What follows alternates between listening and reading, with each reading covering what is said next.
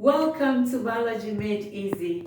In today's lesson, we are looking at the adaptations of mitochondrion and chloroplast to the electron transport system. We discussed the electron transport system, chemiosmosis, all of it in our last two lessons.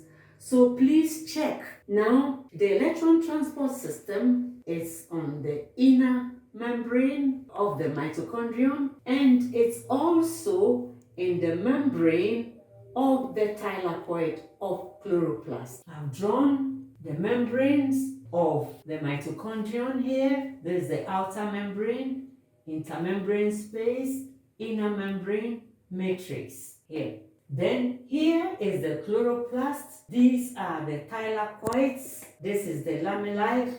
This is the stroma.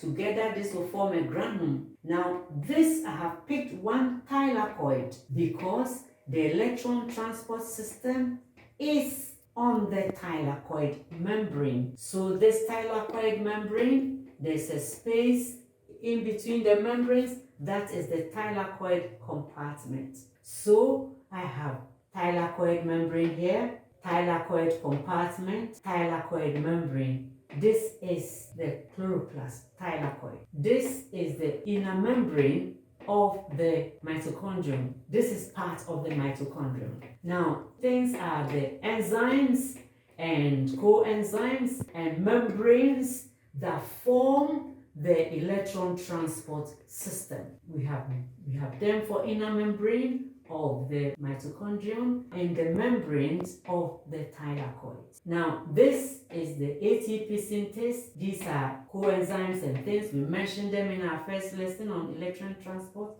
Now, look at this thylakoid. This is a membrane. This is a thylakoid compartment. And this membrane goes round. So that's the membrane here. And that's called the stroma. Here is the stroma. So in between the two is the thylakoid compartment. How is the mitochondrion and the chloroplast adapted to function as the electron transport system?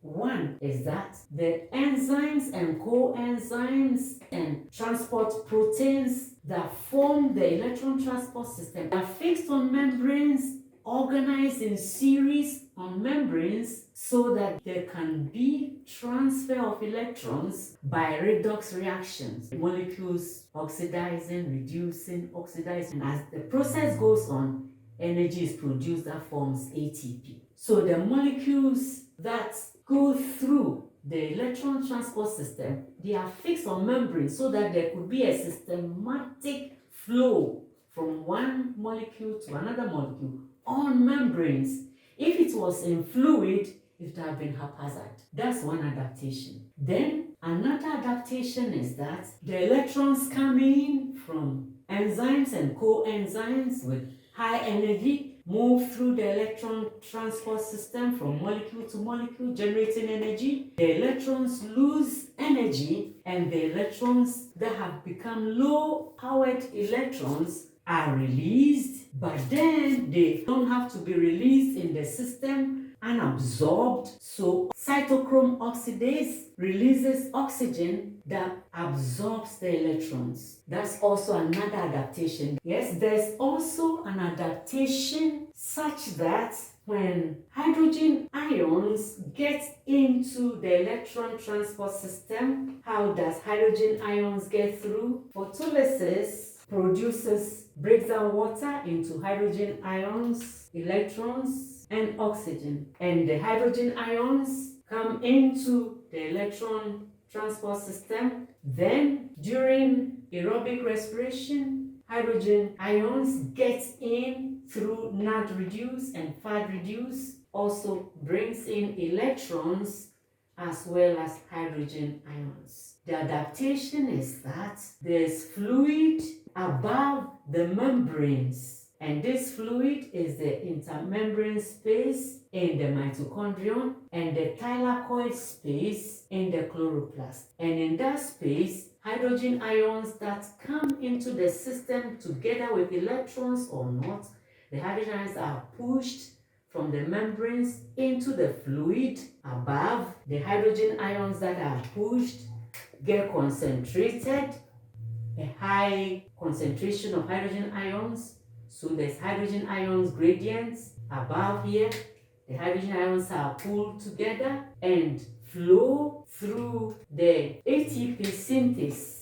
It's an adaptation to pull the hydrogen ions into the fluid, push them because of the concentration to flow through the ATP synthase neatly. And as that is going on, ATPs are formed. And the hydrogen ions that are released finally are released into the matrix of the mitochondrion or stroma of the chloroplast. So the adaptation is to release hydrogen back in here, and some of the hydrogen that is released in this stroma of the chloroplast will combine with NAD-phosphate to form NAD-phosphate reduced that is in chloroplast, and the NAD-phosphate reduced will be used in the light independent stage of photosynthesis. If the hydrogen atoms released is in the mitochondrion, then the hydrogen ions released will combine with oxygen and the electrons that are released from the cytochrome system plus the hydrogen ions that are released to form water. That is in the mitochondrion. To sum up quickly, the adaptation of the mitochondrion and chloroplast for the electron transport system is that the molecules, enzymes that